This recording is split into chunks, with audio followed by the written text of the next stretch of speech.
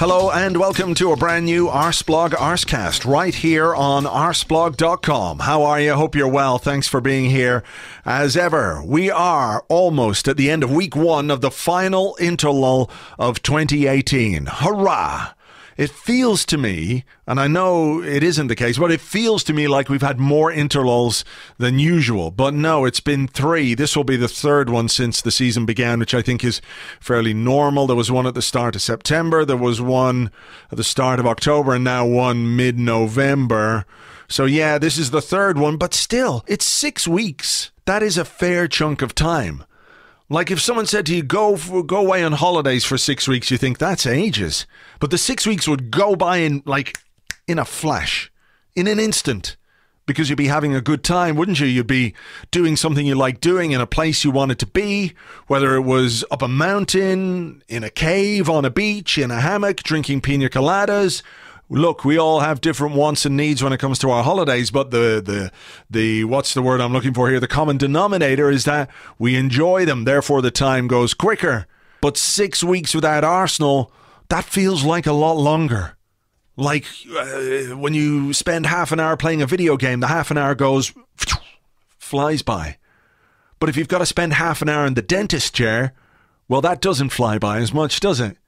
It's one of those like Friday afternoon when you're in school and the clock is on the wall and you look up and it's 3:05 and school's out at 4 o'clock, and an hour later you look at the clock and it's 3:05 past 3. It's that kind of thing. That's what the interlulls are like. The modern football equivalent of all that. But we do have a podcast for you, at least, to help fill the gap that Arsenal have left behind. In a few minutes' time, I'm going to be talking to David Ornstein, because he's done a very interesting story this week about Reiss Nelson, who, of course, is tearing it up on loan in the Bundesliga with Hoffenheim. Scored 6 goals so far this season, and David went over there to talk to him and Jadon Sancho, his best friend, who of course moved from Manchester City to Borussia Dortmund on loan and then made that deal permanent, and he too is having a great time in Germany. So is there something going on with young English players going abroad? I'm going to chat to David about that and a few other bits and pieces besides. Before we get on to that though, I think we should just take a moment and thank the owners of Premier League football clubs for making sure that Richard Scudamore has a nice Christmas. A nice Christmas. Because he was leaving his job of executive chairman of the Premier League, being replaced by a lady, Susanna Dinenage, who has come from Discovery, the Discovery Group. She was in charge of the Animal Planet channel, the TV channel. I think there might be a discussion to be had there about that appointment. Maybe it's just me, but I think the idea of the Premier League appointing somebody who comes not from a football background, but from a broadcasting background is really interesting. Maybe that tells us what they think about their product, if you like. And that's what the Premier League is, isn't it? It is a product.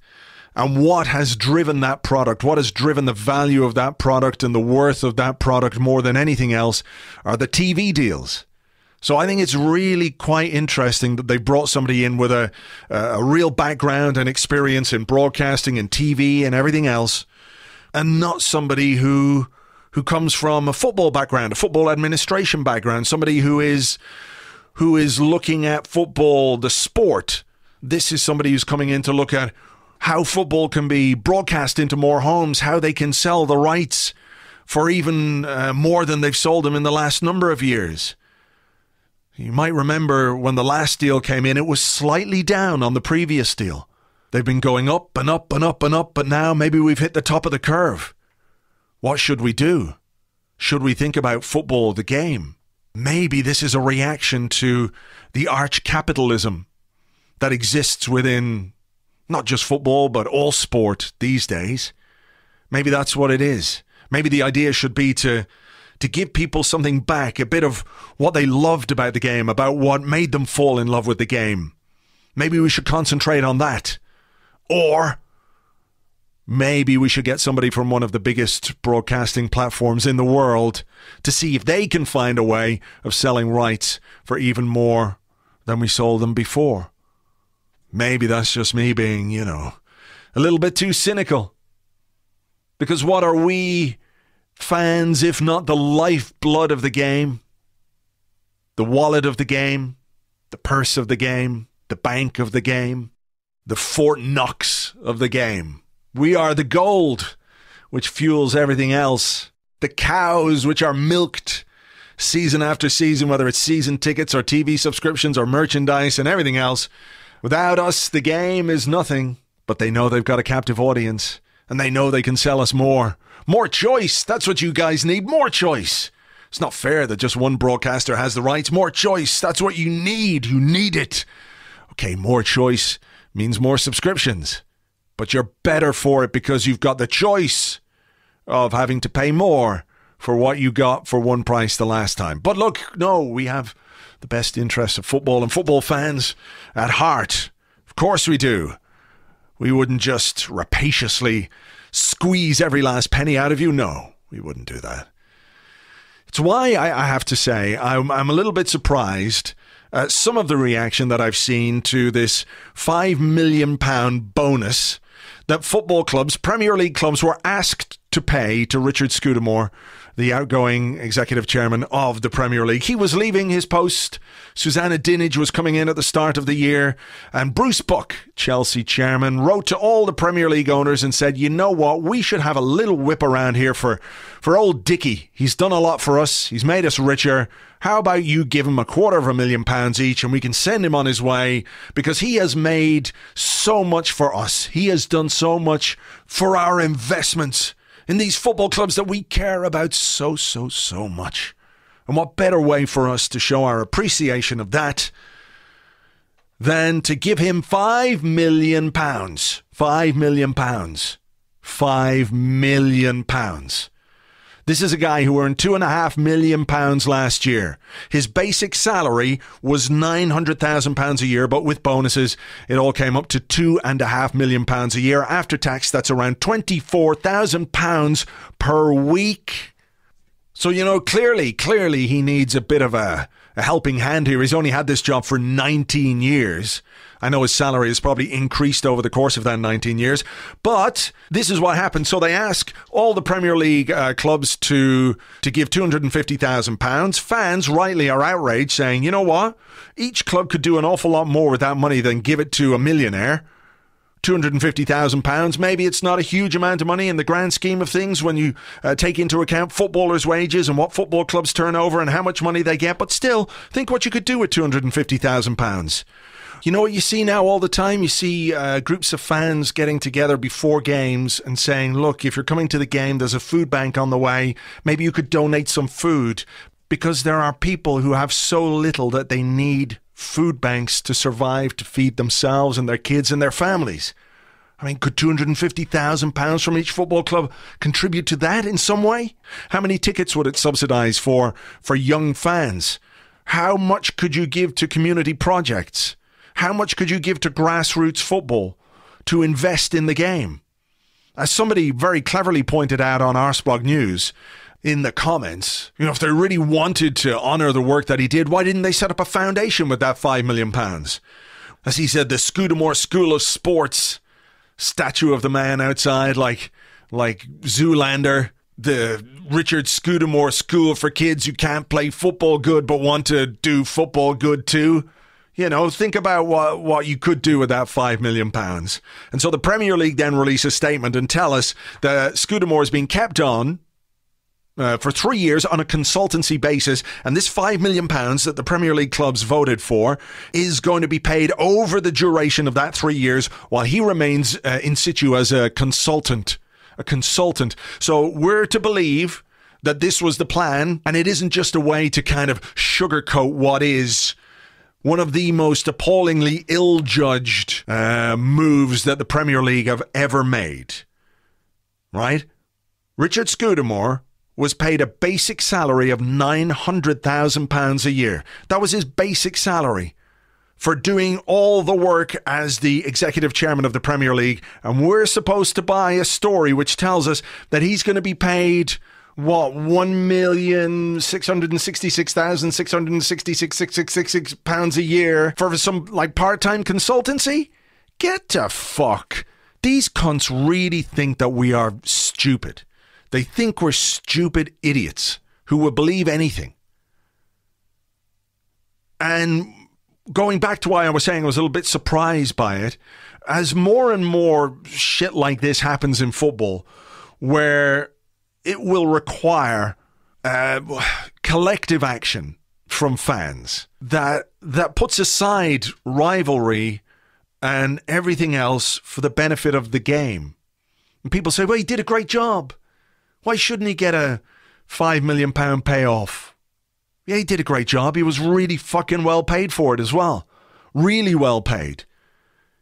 He got a bonus of double his salary and a bit more.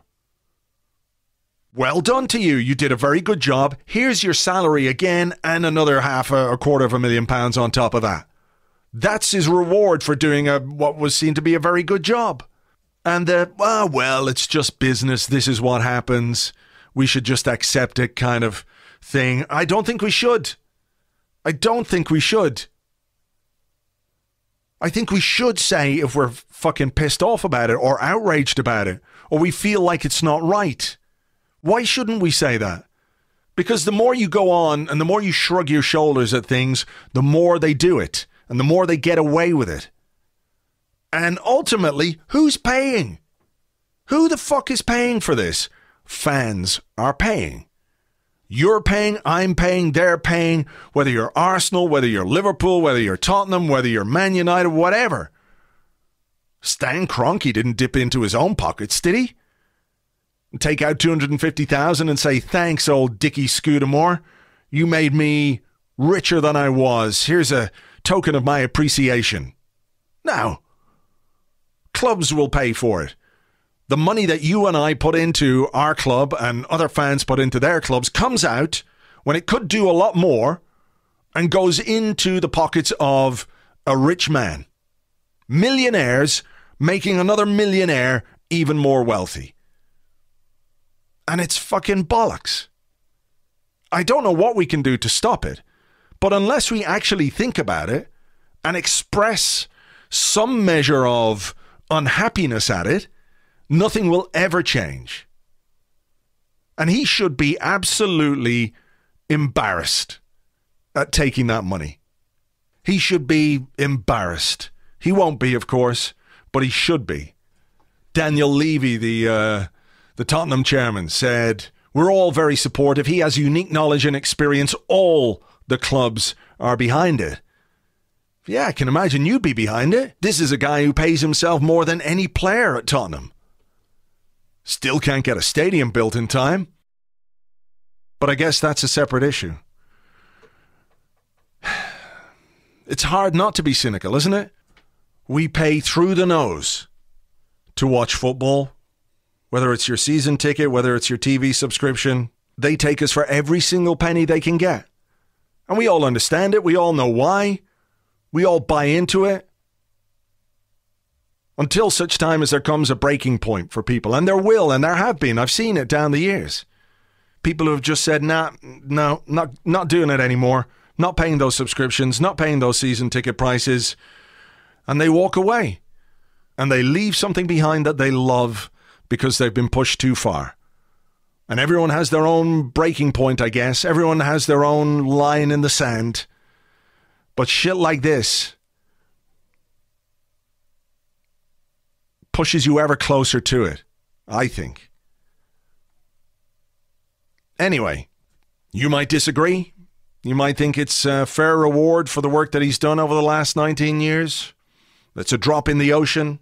That if football clubs wanted to do more about ticket prices and community projects and grassroots football and all that, they could do it if they wanted anyway, which is true.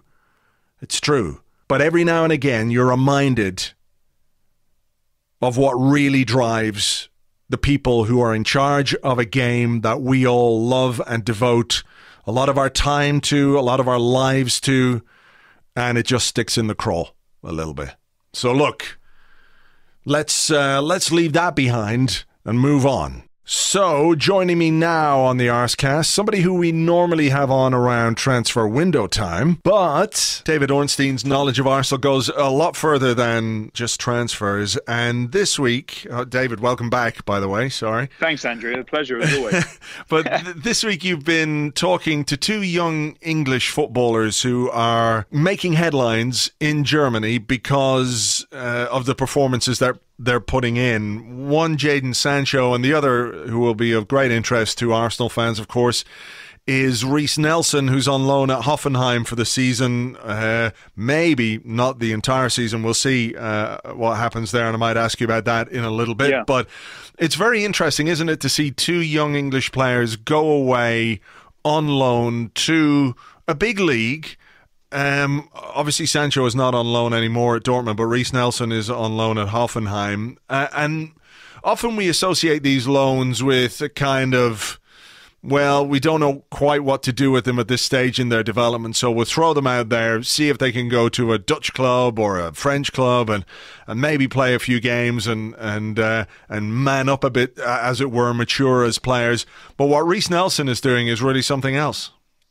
It really is, yeah. And if we look at both of them, it's a fascinating development that we're seeing in English football at the moment. The national teams had fantastic success in the age group competitions in 2017, and that brought the issue of playing time ever sharper into the focus of all of us, really. And it wasn't lost on them and their representatives and their clubs, to be fair, as well, who want to see them playing just as much as anybody else. The problem is that the stakes seem too high for many clubs and managers to allow them to learn in the Premier League environment, with the pressures that come with trying to win matches and not making mistakes. And perhaps that's not so pressing an issue overseas. There had always been this idea around the travel shy British players who were in a comfort zone and didn't want to be pulled out of it. But after those age group successes, I think there was a greater appreciation of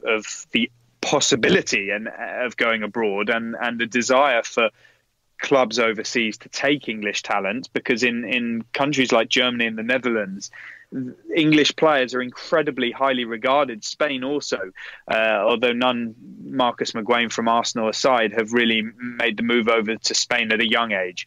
And allied to that was an interest clearly from the representatives of these players. And I know from a while back, actually, the representative of Reiss Nelson and Jadon Sancho, who also represents Chuba Akpom, formerly of Arsenal, they were talking to Borussia Dortmund a few years ago about taking Akpom over there. The deal wasn't quite right for them at the time. They decided it would be better staying at Arsenal. And I think with hindsight, they saw that was the wrong decision. He didn't get any game time at Arsenal, a bit of injuries, bit of loan deals, and then has gone off to PAOK Salonika now. And they learned from that, sort of, you could call it a mistake or that occurrence, and decided to make the leap this time round. And it's paid off spectacularly, so much so that I think many are now going to, or I know many other agencies and agents of English and British players are looking at the example of Sancho and Nelson in particular. There are other players, of course, as well. Reece Oxford have been at Mönchengladbach. There is another boy at Mönchengladbach now who is not playing so much in the first team, but he's fluent in German and he's very highly regarded there. There are Chelsea loanees in other countries, a former Arsenal player, Dan Crowley, in the Netherlands, and I'm trying to think if there are any more that I've heard of who are highly rated. But Chris Willock, of course, was a young Arsenal player, went off to Benfica B. Yeah, that's right. Although he doesn't seem to have taken off like some of the others, but certainly I know that agents are very conscious of this now, and they're making moves like never before and holding talks to potentially bring their clients over, having seen what it's done for, in particular, these two. And so When I was talking to the German football expert who you know well, Raphael Honigstein, over in Dortmund last week, it was when we went to see the boys, he was telling me that he thinks Jadon Sancho is a game changer because he, of course, has made the permanent move. He did so over a year ago now, and pretty much everything has gone well. It couldn't really be going better at the moment, you know.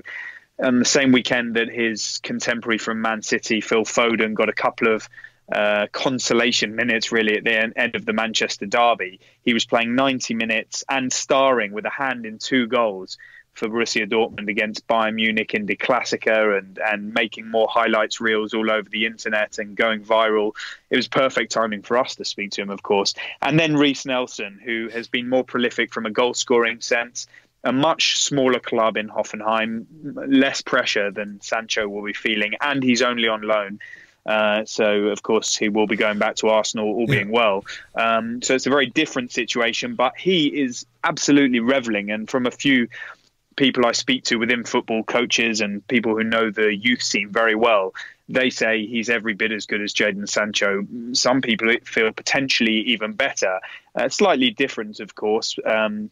Even though they can occupy the same position, I think maybe Nelson has a little bit more variety in his game, and Sancho's perhaps a little bit more devastating.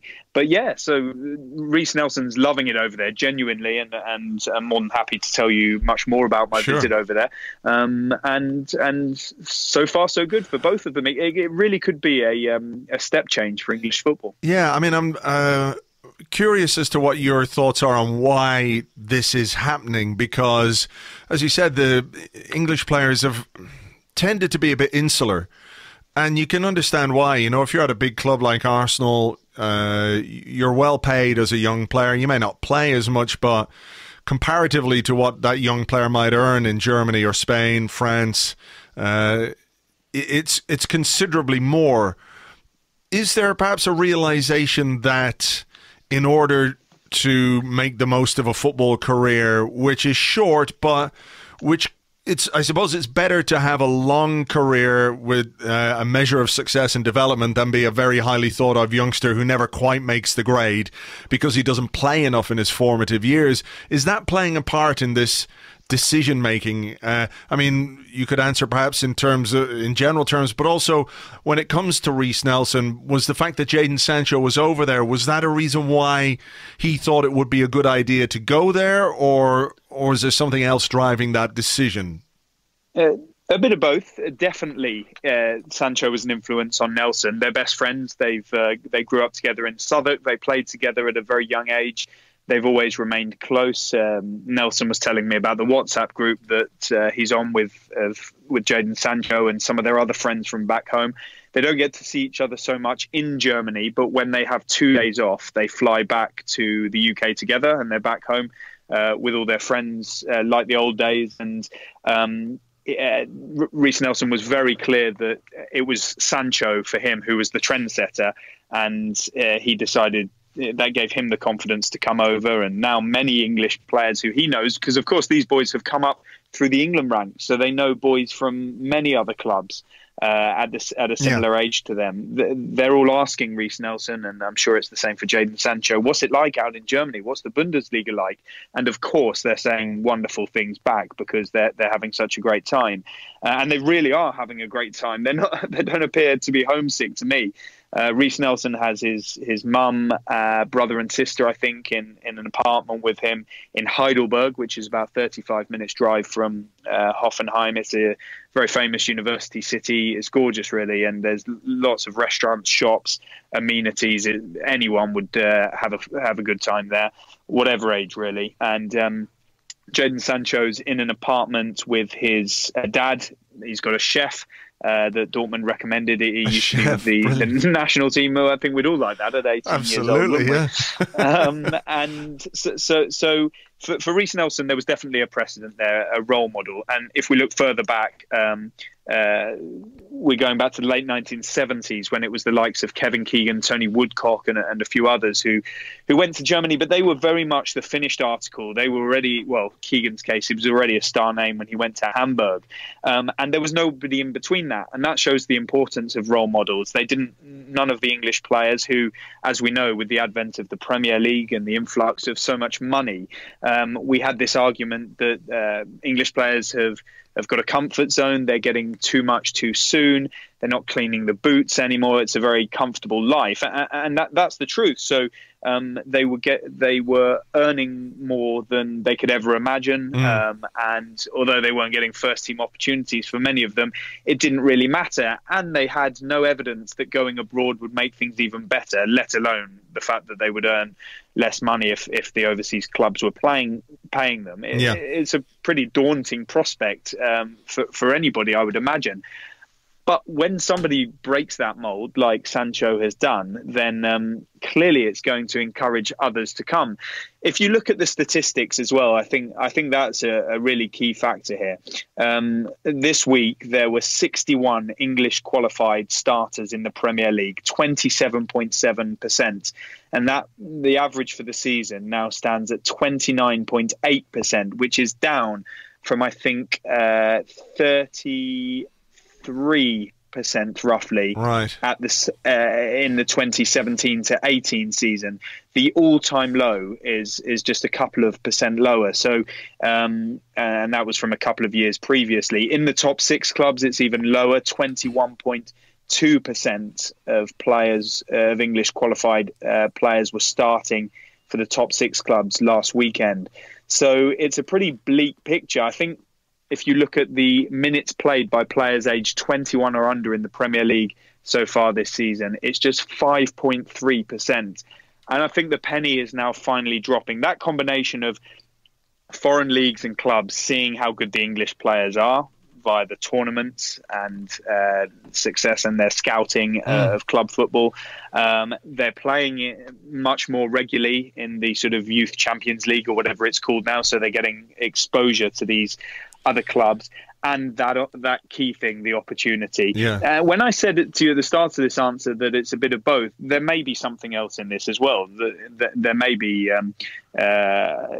representatives and agents who are sensing new markets and new money for their clients, and playing the long game here, knowing that a stop in Germany and getting 90-minute sort of football or being able to score goals in the case of Reiss Nelson in the Bundesliga and in the Champions League is going to significantly increase the player's value coming back to the Premier League, potentially, if they just see it as a stepping stone, or even to, in the case of Nelson, in the case of Sancho, perhaps even bigger things, some of the very biggest clubs in Europe, which is great for them and their representatives from a career point of view, and also a financial point of view. Yeah, I suppose it's interesting, isn't it, that this is coming at a time when we're not quite sure what it's going to be like for young English players if they want to go abroad, if they want to go to Europe in the future. You know, until or up until now, it's still possible to travel and work and live in the 27 member states of the European Union. With everything the way it is right now, we don't know if that's going to be the case, if that's going to be something that they'll enjoy in the future, which would obviously be a terrible thing, I think, for those young footballers from England, and also for footballers who come from Europe to play in England. So that's a different discussion, though. The timing of it is quite interesting in that regard. But when it comes to Nelson himself, you know, he's scored 6 goals now in whatever it is, 8 games or 9 games. Do you think that he has exceeded his own expectations in terms of what he wanted to achieve this season? Because he surely would have liked, thought, I'm going to go, I'm going to play, I'm going to try and make an impact when I play. But to win games for Hoffenheim, to score, he came on the other day and scored within 90 seconds of coming on. You know, he's having a huge impact. He must be thrilled at the way it's gone for him, because when you are targeting a first-team place at Arsenal, which is what he says he wants. He wants, in your piece, he says he wants to come back and be a legend at Arsenal, which is great, and we all want that for him as well.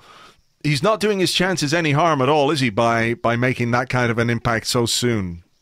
Yeah, and without sort of meaning to plug my plug away and video pieces too much, I would urge people to go and watch and read them, because you can see the in his words and his facial expression, the sort of enthusiasm and invigoration that he has for what's going on out there. It's absolutely incredible. Surely he didn't expect it to be going this well. It's a bit of a dream scenario for an 18-year-old boy.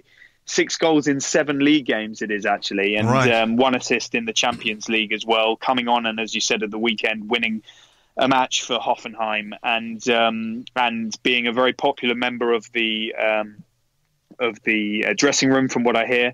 I've been told that he is, from people outside of Hoffenheim who know the club and staff there very well, that he has impressed Julian Nagelsmann incredibly in the way he has always been asking questions, seeking extra work, seeking advice on which areas he can improve on, and putting that into practice as well.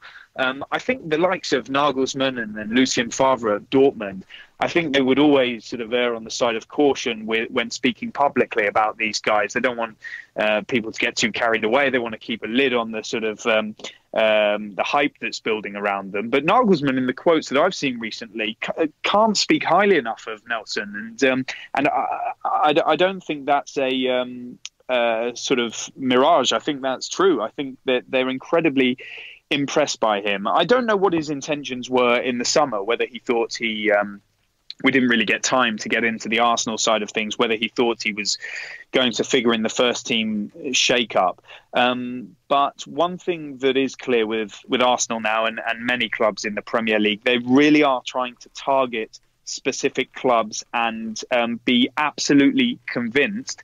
And this is the same applies for those representatives of those players, really very carefully looking at the clubs that these boys are going to now, and not wanting to waste time like you've seen from many players down the years. Yeah, I think back to a couple of Arsenal players like Carl Jenkinson and Cohen Bramall, who went together to Birmingham last season and didn't play at all. I mean, it's just a waste of everybody's time, and it causes real complications behind the scenes as well. These boys and these clubs are targeting clubs where they will flourish, and certainly in the case of Nelson, Hoffenheim's perfect for him. He is still going to be making mistakes. He's still learning, but he's now able to do it, and this is what he was telling me, without, in his words, getting a bollocking, without the pressure of the repercussions. And ultimately, that's desperately what so many of these players need now. Certainly someone like Foden at Manchester City, however good the training is there, and I'm sure it's incredible, you need to be playing matches. Yeah. Lionel Messi doesn't talk about the years that he spent training at Barcelona because he was playing, and these boys really need to play. And I mean, Reiss Nelson only came on for a couple of minutes, and his goal scoring record, I think, is he's only played like 300 odd minutes and scored those 6 goals. But he is getting on the pitch. As for Arsenal's intentions with him, my understanding is they very much intend for him to stay there until the end of the season. They're not considering seriously bringing him back. They think it's ideal for his development to stay there until the summer and then come back. They're not looking for the short-term fix. And I think that's probably pretty wise for Arsenal on the long run. He's an 18-year-old boy who has potentially many years ahead of him, and throwing him straight into the fire mid-season in the Premier League, Europa League, FA Cup, etc., might not be the best thing for him, his development, as good as it sounds on paper, because he's scoring goals in the Bundesliga, and Arsenal look like they could do with a winger.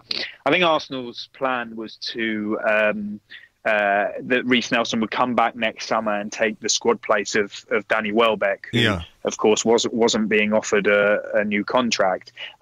What the Welbeck injury does for things now, I don't quite know. I think there have been some preliminary preliminary sort of informal discussions about now offering Welbeck a contract if there is certainly a will within some sections of the Arsenal hierarchy, if the numbers are right and if the deal is right for the club, bearing in mind that he'll be out injured for a while. Wow. I don't think it's a sentimental thing, but I think they value him very highly at Arsenal, and there could be some loyalty on their part in the thinking of potentially giving him a new deal. Yeah. However, I don't think that will stunt Nelson's development at all. I think he is very highly regarded at Arsenal as a person and as a football player. There was some suggestions when he joined Hoffenheim that it was permanent. I remember that day, 31st of August, wasn't it? Yeah. And there was a bit of panic that it wasn't quite clear whether he had gone permanently or on loan. And he told me last week that he was laughing at all the social media hysteria because he knew it was just on loan. He's an Arsenal fan, Reiss Nelson, from boyhood. And he is a boy still, and so I think he sees his long-term future there. But of course, and he's wise enough to tell me in the interview that this is a very short period of time we're talking about. 6 goals in 7 league games. A lot can happen between now and the end of the season, and especially at this age, it's absolutely critical. Yeah. The key problem with development in English football for young players is that age, sort of 18, 19 and 20, the transition between the academy and the first team, youth football and senior football. And it's something that that Germany seems to have noticed, and ironically, Germany providing a solution to England's problems. And so I think everyone's got to be keep a lid on their sort of their excitement about Reiss Nelson, but it looks pretty good. Yeah, I mean, I suppose the one thing is, well, a couple of things is that he is away from England, so he's not quite as much in the spotlight. I know the media world is smaller, and we're sitting here having spent 20 minutes talking about Reiss Nelson, so it's not as if he's not getting any coverage or flying under the radar, but it is slightly distant from the UK media, who do, in fairness, and of course I don't include you in this, David, they do like to hype things up when things are going well, and when things don't go quite so well, it goes the other way. The old build them up, knock them down kind of thing, which I'm sure some publications are well known for, but none that we would spend any time working for, of course. The point that he has signed a new 5-year deal with the club is very positive as well. Interesting about the January thing, and quite interesting, I have to say, about the Danny Welbeck situation, because I'm curious as to why they would offer him or think about offering him a new deal if they weren't until now. I mean, what's your sense about, if you know, maybe you don't, but what's your sense about what Danny Welbeck would like as he heads towards 28 years of age? That's something that people haven't really thought about or spoken about too much. It's like whether Arsenal should offer him a new deal, but not whether Danny Welbeck necessarily wants a new deal at Arsenal, with Lacazette there, with Aubameyang there, with Reiss Nelson coming through. Maybe he does want to go somewhere and spend 3 or 4 seasons as the number 1 man at a slightly smaller club. Well, Danny Welbeck is a great lad. He's a very wise boy. He's got good support around him. He's represented by his 2 brothers. They are very sharp and with their heads screwed on, and all 3 of them and others who may work around them as well are in tune with the reality. And so if a contract offer materializes, it's really hard to say. We don't know the full extent of his recovery. And as I said, to be clear, there is a will within some sections of the Arsenal hierarchy just to discuss the possibility, without being sentimental, the possibility of, if he's going to make a full recovery, and the loyalty that they would like to show to their players, possibly if the numbers work for Arsenal, which would clearly be a very different contract offer to what Danny Welbeck might have expected Arsenal to have made if he was fit, then if the numbers worked for Arsenal, then it might be possible. From his perspective, I think they will probably say the same thing. If the numbers work for us, and the opportunity is going to be there to get some game time once fit, and the rehab, which we know at Arsenal, I'm sure would be excellent, then it might be doable. But they know the business well. They've been around for a long time, and then I don't think they would be averse to starting again somewhere else. It wouldn't particularly shock anybody, and he would be a good asset for somebody, provided he can make a full recovery. He's still of a decent age. He's shown this season that he can be an asset for a top club, and it's very cruel timing for a player who's been ravaged by injuries over the years. And it's too difficult to say now whether it will be at Arsenal or not. I think, it is a bit strange. I think there is slightly more chance now that it will be at Arsenal than before his injury. Right. I think it was definitely heading the way of an amicable exit, parting of ways. Because, as I said, his demands for, if fit and as an England international who's a goal scoring option, would have been fairly high, and Arsenal, I think, would have seen that as probably not something that they wanted to be doing, with Reiss Nelson coming back from Hoffenheim and pushing, and would cost them much less money, and they've got him on a 5-year contract already. But in the circumstances of how popular he is among the squad and what he's been through, then a contract on reduced terms may be a possibility. Sure. I'm not saying it will be. Okay. And so that's one to watch. I think the only thing now is just to wish him well. It's a horrible time for him. Yeah, for sure. The people who will have to make that decision, Unai Emery, I suppose, will have some input, but Raul Sanllehi is the head of football, and I suppose ultimately football decisions like that, contractual decisions like that, would have to be sanctioned by him. And you spoke to Raul Sanllehi, and you also spoke to the new managing director of the club, Vinay Venkatesham, a couple of weeks ago.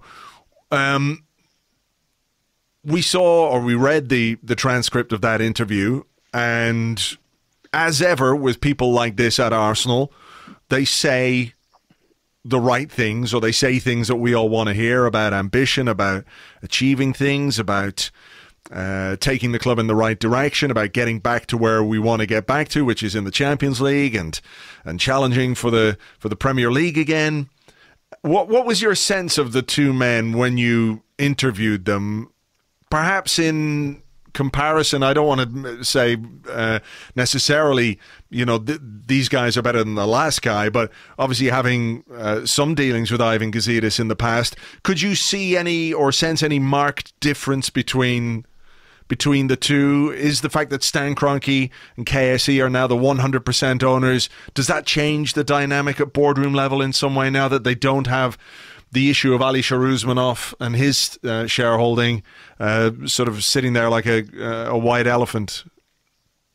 Well, there was a marked difference in the atmosphere at London Colney that day to when I was there towards the end of last season, for obvious reasons, because Arsenal were winning when I was there, and the new era, and everybody is upbeat. There's a great intensity and positive atmosphere around the place, whereas it had got pretty dark at times last season and on many occasions in recent years.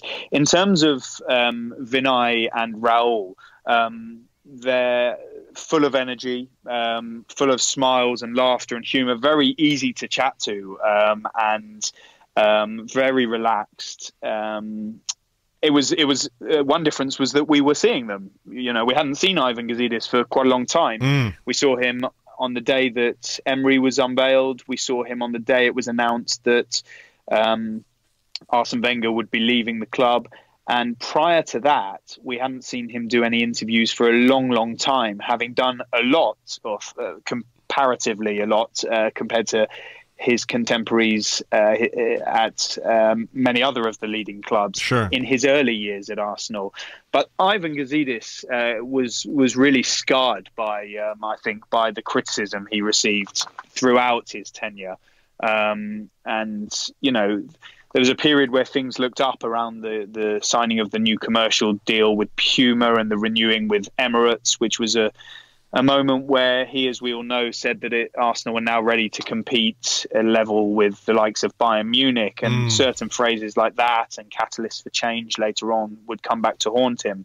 I think he had been scarred and felt a little bit hard done by with the way he gradually took more and more blame for results on and off the pitch, and a lot of the opprobrium towards the Americans because they aren't often over in the UK or aren't there all the time was directed at the chief executive, and he's handsomely remunerated and I'm sure thick-skinned enough to take that. But I think as a human, I think he was probably scarred by it, and that's why we saw him speaking to the media far less at the end. And when we did, and you probably noticed it, when I asked him a few questions in the Emery news conference, I think it was, he sort of retaliated a little bit, and I think that was his way of sort of just fighting back a little bit. Sure. Whereas these guys at the other end of the spectrum, in terms of they're just getting started. Vinay has been at the club for a decade and is really well liked and highly regarded among all staff I've spoken to, and very, very highly rated in what he does. He's only 37 years old, so he's a youngster for this sort of role, especially at a top club. And I think Arsenal have a really, really good person in him, and the fans should be comforted by that. Raul is a hardened veteran, really, of European football.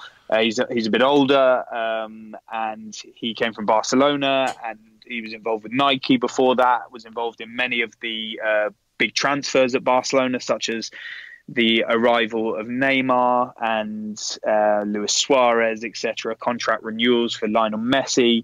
And he deals with, he moves in circles of European football, like the ECA, around agents, the likes. He can deal with the likes of Jorge Mendes, Kia Jarabchian, etc.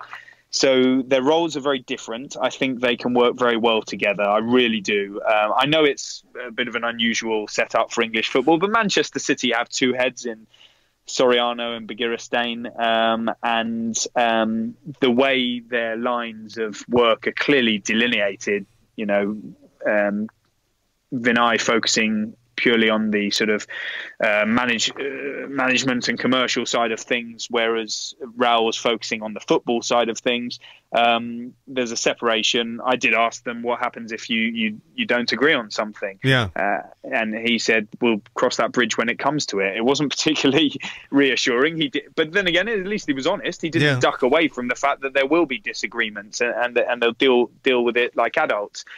In that management axis, don't forget now you've got Huss Fahmy, who I'm hearing exceptional things about. So hopefully the proof will be in the pudding, and we'll see Arsenal avoiding... Can I just jump in there just to ask you for a little bit more clarification on the role of Huss Fahmy, because he was brought in. Is he a contract negotiator? Is he somebody who just deals with the legal side of contracts? Is he somebody who has an input into the contracts that Arsenal are offering players, or how the contracts are structured? What exactly is it that he is doing that makes him exceptional and sort of an asset to this team beyond somebody who can just draw up a contract? Yeah, I think he's got an all-encompassing role around the contract process. So he will very much be invested in the decision to offer players contracts, not based on the footballing side, of course, but based on the financials, being very much across the budget on what can and can't be spent, and the value relative to the age and the profile and the statistics. And that's also where Jason Rosenfeld plays a very, very important role. He's He gets very little media coverage. I barely ever hear his name mentioned, but he's extremely influential at Arsenal. And Huss is key in and amongst that as well. The drawing up of contracts, the negotiating of the contracts, the delivering news and dealing with the agents and players themselves on the contractual front. He's said to be very sharp, on the legal side as well. Of course, that's his background with Team Sky.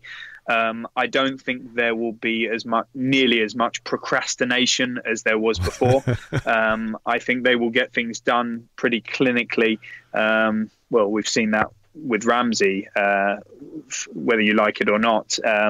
And so I think he's powerful in the decision-making process in terms of what they can and can't do, and also in the execution of the contracts. In terms of the very minute detail of exactly what he does within that, I'm not privy to it. And then, of course, you've got Sven Mislintat, the head of recruitment, who's taken on, as we can see, a bigger role than just player recruitment, because he was one of the key men involved in the decision to appoint Unai Emery and the interview process for the new manager. Wow. I get the sense from speaking to Arsenal that it's possible, by no means certain, but possible that they could be looking to bring in a technical director. And that will raise very interesting questions if they were to do that, because Sven has sort of taken this more expanded role, it would seem, and where would that put Raul Sanllehi as the head of football? Would it be Sanllehi's man? Now he is the man in charge of football. How would everybody work together? Because Ivan Gazidis put this structure in place, and he's now not there to see the fruits of his labour, so to speak.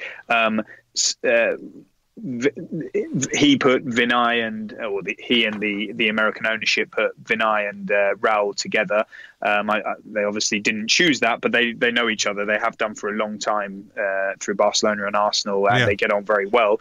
But nobody. Ivan put Sven and Raul together on the football side, and Arsenal fans will obviously hope they get on, and we've got no reason to believe they don't. But many people in Raul Sanllehi's position like their own man working with them. So let's see what happens on that front. Right. But I've just had a bit of a sense that there may be some consideration around a technical director, but nothing concrete on that. So let's see. But on your point about the ownership changes, that will be fascinating to see how that plays out, because Arsenal's budget is restricted by no Champions League football. As we've seen and heard, they're very unlikely to spend in January. Not definitely, but certainly there's not a great deal of money available, and there wasn't huge amounts of course last summer. And the question for the Americans, now that they have sole ownership and none of their investment will potentially be beneficial to Alisher Usmanov anymore, is will they inject some of their own money for the odd signing here or there, if they can be convinced that that it's worthwhile and can help Arsenal towards success. You asked them that, and the line that they gave, and it's one we've heard before, is that they're committed to this self-sustaining model. So we spend what we earn, and that's understandable from a business point of view, but it doesn't necessarily tally with the stated ambitions of KSE when they made the offer in the offer document about getting back to Champions League. And I think we can all accept that money is a very important factor when it comes to football and football success. It's not necessarily the only factor. You can improve, you can make improvements in other ways, of course, which is what Arsenal, I suppose, are hoping with Emery and this new footballing structure. But it does help. And it all ties in, doesn't it? That the football side of things, the business side of things. Like, it's easier for Raul Sanllehi to achieve things as the head of football if the business side of things brings in more money. But it's easier to bring in more money if we're achieving things on the pitch or back in the Champions League, and we're playing blue chip European football rather than the soggy gone off yesterday's chips of the Europa League group stages, for example.